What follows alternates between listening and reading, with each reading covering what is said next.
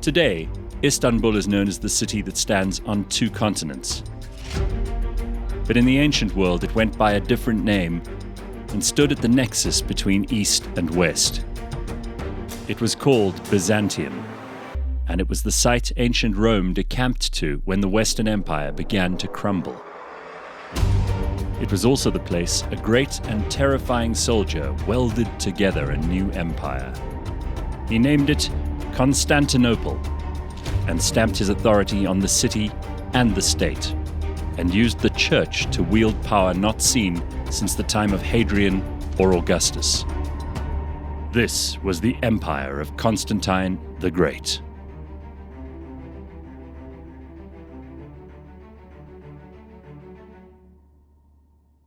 Blind History, Season 5. We're coming to the end of what has been an incredible season. I mean, it's never a dull moment on this podcast, and obviously with the people we've chosen to end off with, we're ending on a big high.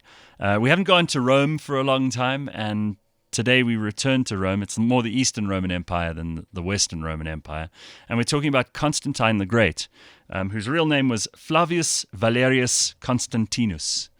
And I know he's one of your favorites. Yeah, 100%. And I know that Augustus is one of your favorites. So there was always a debate, well, was Constantine the Great greater than Augustus? So probably not. But, I mean, it's so long ago we can't tell. But why I enjoyed Constantine was because the Roman Empire was really just on a slippery slope to nowhere. Yeah. And, okay, so Aurelian, which is quite an unknown emperor before, and definitely Constantine, almost resurrected it. Because I think he was more of a military guy. Ultimately, he was brilliant as a soldier. And he got the empire back on track, in a way, before the final demise. The dream, the hope of bringing Rome back to life was probably the longest-lived dream in Europe, and continues to be. I mean, the Holy Roman Empire continued that under Charlemagne and all his successors, and it probably only really was finally put to death in the time of the First World War. Yeah, that's true. true. A hell of a long time for a dream to live. And you know, Charlemagne loved Constantine, and he tried to mimic him in a lot of things that he did. Well, it was two of the most important things he'd ever wanted to achieve as emperor. He wanted to be a good ruler, like the classic Roman emperors were. He also wanted to be a good Christian ruler, and Constantine was obviously famous for being the first Christian emperor of Rome. Yeah. So for me, that's where Constantine comes in as one of my top. Well, the story starts really a lot before where he comes into the main picture, and Diocletian was the emperor who decided to cut it into 4 parts. Who knows why? There were probably massive factions. It was very hard to manage an empire at that stage. They didn't have central authority or control. It was called a tetrarchy, and one of the 4 emperors was actually Constantine's father. His name was Constantinus, and as I understand it, he was not particularly noteworthy, but what was noteworthy is that during his life, Constantine the Great got to travel from Britain at that far extreme of the Roman Empire, right the way to Palmyra and areas in Egypt and on the eastern and southern borders of ancient Rome. It must have been the most exciting life, and consider how far those distances were in those days. Plane travel or rail or cars. You know, these people had to walk or ride on horseback. And go on boats to Britain. And Britain was still a very hostile scary place. I mean, Boudicca had just been killed, you know. So it was quite a scary place. But he came from Serbia, just to give an idea where he was born. So, I mean, not close to Rome and in that sort of area. I mean, where a lot of the emperors before... So he was born outside of that area, Constantine, and his dad. When you say it not noteworthy, he really was a team player, and he fought in a lot of wars, and I think he got the eye of the emperor, and to such an extent that he ended up being emperor. So I think there must have been some charisma, and he was a good man from what I can see and what I can read. Oh, absolutely, and history's not unkind to him. Compared to his son, he doesn't really show up much. That's where he came from. But the mother's interesting. Helena, yes. She was born a commoner, no particular distinction in her life before she married him, Constantine's father, and had a profound influence on her son when it came to his conversion to Christianity.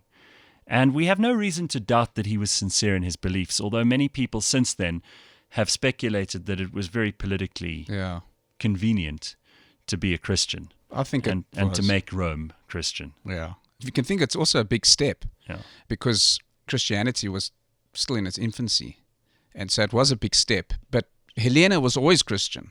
That I can understand. And a fanatic. A fanatic. I mean, she would go around Jerusalem collecting little bits of wood saying, these are pieces of the true cross. In fact, there are some of them all over churches in Europe now. Yeah. So many pieces, if you put them together, you could probably build 8 crosses. But that's besides the point, right? But she also there's a walk that Helena did that's still done today. Correct. And the Stations of the Cross. Correct. Yeah. She was the one who plotted it out with no knowledge of the geography of Jerusalem. She just had a feeling. Yeah, so it probably had nothing to do with where they were walking. I mean, listen, the Church of the Holy Sepulchre is built in the most likely place for the tomb of Jesus to have been.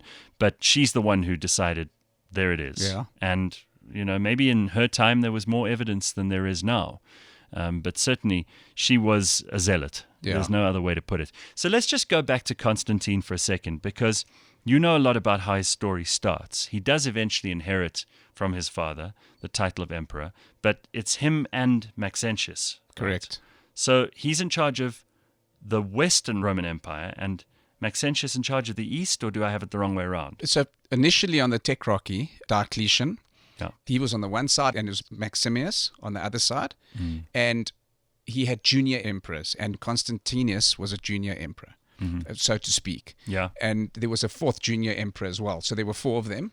And when he died in Great Britain. He got sick, and the army said, Constantine, you're the son, you're in. So it was a bit tenuous, and it was very important that he got buy-in from the other guys. But if I look at the history of during Constantine's time, these guys, Maximus' son, and Diocletian, they weren't soldiers like he was. So his strength was that he got the army. The military and background. He was quite a good strategist as well. Exactly. We learned that later on in battle. But what happened was that he had the strongest army out of anybody in the Tetrarch. And so they would say, they were so angry when they heard that he donned the purple. But ultimately, in the end, there's nothing they could have done, so they accepted him. But he was proclaimed Augusta, but they saw him as a Caesar. Right. Which, as Augusta is the top. Yeah. So they saw him like that, and the coins were minted as that. But he said, stuff you, I'm Augusta. So his coins were minted accordingly. So he basically, with a little bit of help from his friends in the military, he made himself big boss over the others. But unfortunately, if you love Roman history and you just see the slippery slide, and you know that the army just became too strong in who was appointed the next emperor, and it actually weakened the empire.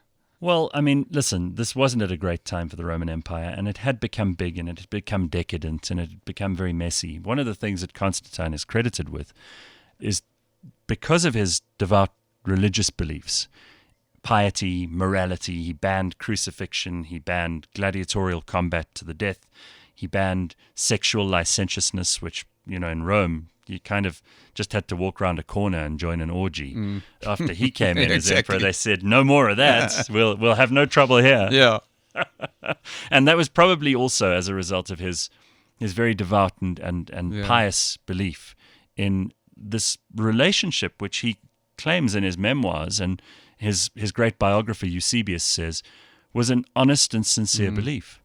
So, he had a relationship with God. 100%. Where he saw it. Of course, there's that famous story of the conversion on the road to Damascus, where he saw the sign of the cross in the sky, fell to his knees and said, by this sign shall I conquer. Just before he had that battle against Maxentius to finally take over the Western Empire completely and put that to bed was the Battle of Milvian Bridge. And the night before that, he had that vision of the cross. And then that next morning, he told his soldiers to put the mark on their shields. The mark being the cross. Yes. So there's a little bit of a debate exactly how it looked. But ultimately, it's very clear what he was saying. Monotheism, which was not part of what the pagans thought in the past. And he whacked the heck out of Maxentius. That was one of his great battles. And that really shows from, he had the sign, you're going to be fine. Well, that's known as the Damascene moment, and there are people who've ever since then considered any aha moment in their lives to be a Damascene moment. So, when people say that they suddenly had a change of heart about something, or they looked at their wife one day and decided, I don't want to be with you anymore. It's like a Damascene moment. You can claim, by this sign shall I conquer. But if we just go back to Diocletian's court, and he was in Diocletian's court, so he was always the blue-eyed boy, so to speak, although nobody trusted anybody, so it was almost like a hostage. But he fought many wars under the banner of Diocletian. But what happened, and historians are split on it, is Diocletian got a sign from Apollo that they need to persecute the Christians. And between him and Galerius, who became another emperor, it was the worst ever. It was really bad. It was really bad. There was more blood flowing through the streets and the stadia of ancient Rome than at any other time. They really took it out on Christians. Lions. It was not a good time to be a Christian. No, it wasn't a good time to be a Christian. So he didn't support that. Look, it may have had an effect, and this is also where the historians come in. They say that it may have had an effect on him to the extent that he thought this is wrong, and we shouldn't allow this kind of thing to happen again. Yeah. At that time, his dad got him out of Dodge City, and he went across to Britain to fight the Celts and settle things in Britain, and his dad died, and after that he became emperor, and that's where he started to rule. And what's very interesting here is, and that's why there is comparisons to Augustus, he was the second longest ruler. Next to Augustus. So he basically ruled either in partnership or on his own for around 31 years before he passed away finally. So it was impressive. He had the opportunity to rebuild the Roman Empire. Well, there's a biographer who wrote that the age of Constantine marked a distinct epoch in the history of the Roman Empire. He built a new imperial residence at Byzantium, which was eventually called Constantinople, named after him, and now is called Istanbul, which is at the junction of Europe and Asia. Yeah, Phosphorus Strait, Hellespont, famous area. Absolutely. It's where, before that, there had been Greeks and Persians at war. Correct. And he obviously issued the Edict of Milan in 313, which is well known to have declared tolerance and acceptance of Christianity in Rome. He converted, which we've covered already. But then he just upped the ante on Jews. So if we think for a minute, that there is... So the Christians are now having a better time, yes. But suddenly it becomes much, much worse for the Jews. He's in fact credited, or I suppose blamed, for a lot of the anti-Semitism that flowed after that, from the idea that Jews had this blood libel for killing Jesus, and it's never gone away. But also the other thing is when you look at tolerance, so his dad was a lot more tolerant, but it wasn't like because he was the first Christian emperor, he was not tolerant. No. I mean, he said many times, he would send anybody that was against him to the lions. Absolutely. He did build some buildings which we can still see now. I mean, the famous Hagia Sophia, which is decorated with mosaics. Unfortunately, because of the rules of Islam, many of those are now obscured or were painted over or were plastered over. But there are some images of Constantine, and there's that famous gigantic head and hand, which I've actually stood next to in the Capitoline Museum in Rome, which is it's a portrait of him. But he built St. Peter's anew. Yes. And that was the Holy Sepulchre. The Holy Sepulchre, correct. But he is well known for having redeveloped the idea of St. Peter being a martyr and a saint, his burial place being the site of the altar of St. Peter's. And that building stayed there until Michelangelo and various popes in the 1600s decided to redesign it. He obviously was a very smart man. He set up through the Council of Nicaea and the original convocations of the church the basic tenets of Christianity, decided which elements of the Bible would be kept in, which weren't, which was appropriate gospel, which wasn't. And in many ways, that moment of his conversion is probably one of the most historical moments of all Western history. Correct. Most relevant, most important, noteworthy moments. And I think as well it's important to note from an administration perspective, he did a lot of things to put together the Roman Empire. There was massive inflation. At the time, the empire was crumbling. And, he brought a gold coin back in. There was no value really in the copper coin and the silver coin. It was called the solidus. But there were also other stories of he dressed extravagantly and he spent lavishly. He built this amazing palace for himself in Constantinople. Correct. The remnants of which we can still see today. Yeah, and I think also in Tyre, where the original Tetrarchy's Western Roman Empire head, I mean, there's massive baths to rival Rome's baths. Yeah. So he wasn't scared to spend and to build. Rather than stop the tide in terms of inflation, he probably pushed it along a bit. The reason he's so beloved now is because Christianity inherited much of Western civilization through him. And we look back on Rome more fondly than if he had remained a pagan and if we'd all ended up Christians. So this really is something particularly, it was a juncture of history. It was a moment of, this is the course of history. This is where we're going from here on in. And for 1,000 years, Constantinople remained the capital of that part of the world. Also, Constantinople, you know how many times the Ottomans tried to take it, and that you could not break down that city. And I think Mehmet II finally broke in. And I'm not a big fan of Mehmet II because he was so scared of Vlad the Impaler. Yeah. And that can't tell me that he wasn't a bit yellow. But this is what Constantine built, and so the legacy is massive. And the point where he chose that site, he knew and he saw that the Western Empire was really crumbling. It wasn't as populated. The place to be was in the east, and also the Danube was the most important place to protect the Roman Empire and its future. So I think that's fundamental as well, Constantinople. He probably extended its life for much longer than it would have lived without him. Yes. But a really incredible human being, and even though we are more critical of him now than perhaps they were up to the Renaissance, because until then, he was regarded as a saint, and he's still a saint of the Catholic Church and the Eastern Orthodox Church. But a really, really incredible man who also then created his own dynasty, which outlived him by some couple of 100 years. And he brought in Sunday as a day of rest, which is what Christianity looks at that.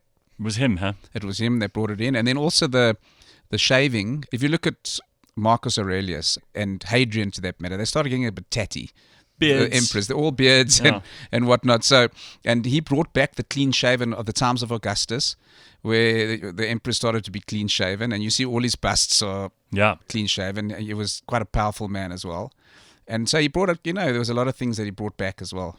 Do we know any other things about his personality or his personal life or the kinds of things he did? I mean, you said he dressed extravagantly. Well, the big thing that really hangs over him is he killed his wife and he killed his son. That's quite a big problem. Yeah, but there's if we're going to be forgiving, that shouldn't really be on the list. So there's a he just killed his wife. He just killed his kid. Yeah. Well, you know what? Who doesn't?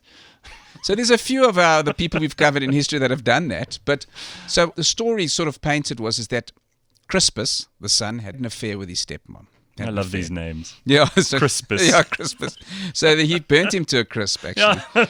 Yeah, exactly. So Crispus, he killed Crispus, and then Faustus was the next to go. But it was because they had an affair. This is what they said.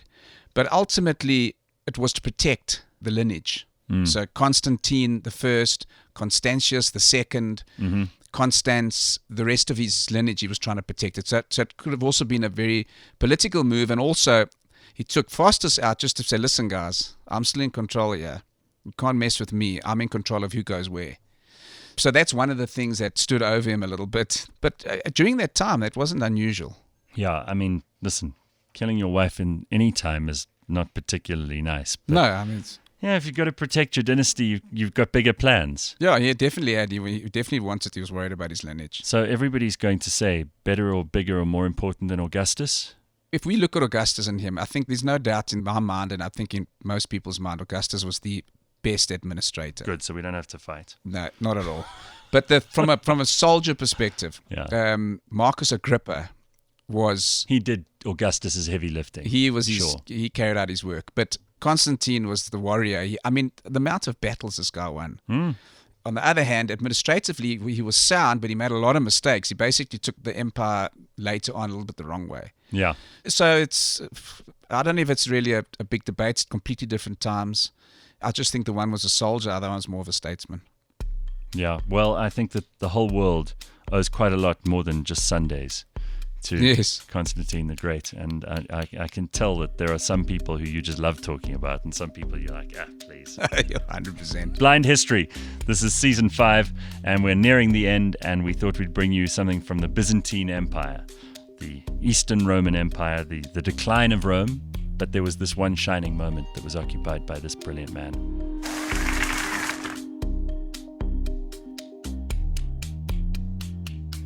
Blind History is brought to you by Taylor Blinds and Shutters. All the episodes are available on the cliffcentral.com website and app, as well as Apple Podcasts, Google Podcasts, Spotify, or wherever you get your podcasts.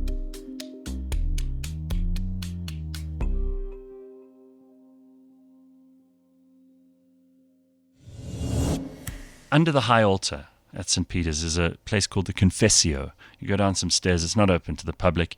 Really, only the Pope and a few very important cardinals get to go down there. There's a little box which contains some bones, which they purport to be the bones of a man about the age of St. Peter when he died.